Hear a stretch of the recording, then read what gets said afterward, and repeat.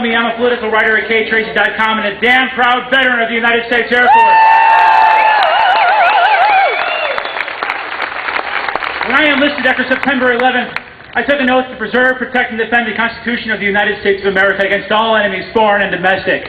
Ladies and gentlemen, socialism is a domestic threat to our Constitution and our way of life.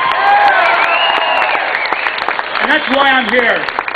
You know, a few weeks ago, I was in the beautiful state of Idaho, and I met a wonderful couple there who were a bit elderly in years, but young and adventurous where it still counts. And they told me of their recent trip to Italy. Italy, of course, has socialized health care, but they didn't care because they thought they were in pretty good health, and this was their dream vacation. Well, ask the people of Russia, and they'll tell you, socialism has a way of turning dreams into nightmares. And so when they got off the plane, the woman had a heart attack, and she was rushed to the nearest hospital.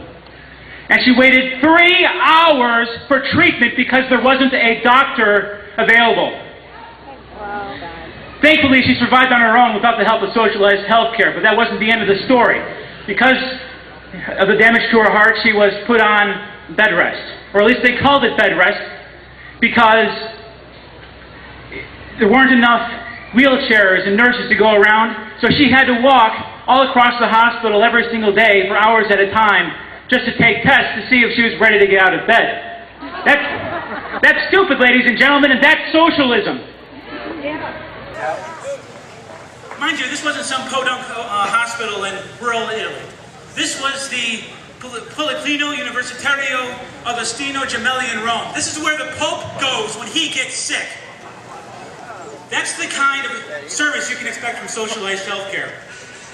The couple then told me that this was the last time that they were ever going to travel out of the country, and I didn't blame them. But here's my question. Where will they go if MoveOn.org gets their way? Where will they go? Around the world, people flock to the United States of America for medical treatment. That's right. Not because it's affordable, but because it's actually available here and not in their home countries. Yeah. If health care is socialized here in America, where will they go? You know, our market-based system works because it provides doctors where there's a demand for doctors and treatment where there's a demand for treatment. Our opponents think that we need socialized healthcare because not everybody can afford healthcare under the current system. That's a fair critique, but I ask you this. How many of you can afford the tax hike it's going to take to actually pay for their plan? Me neither, ladies and gentlemen. And quite frankly, I think it goes to show that no matter what happens, all right, there's going to be people who can't afford health care, whether it's out of taxes or whether it's after the service is rendered. That's right.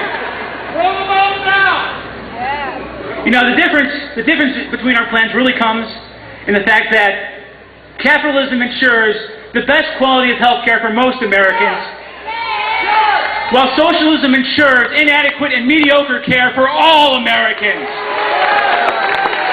Ladies and gentlemen, if your child or parent becomes deathly ill, wouldn't you want the best health care available in the world for that person?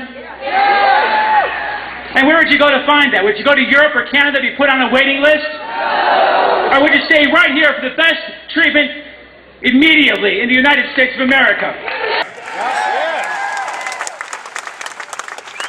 Fellow patriots, you have a duty to your fellow countrymen and generations of countrymen yet to come, to preserve capitalism and defeat socialism. We must keep our politicians running scared until they obey we the people or until we run them out of office.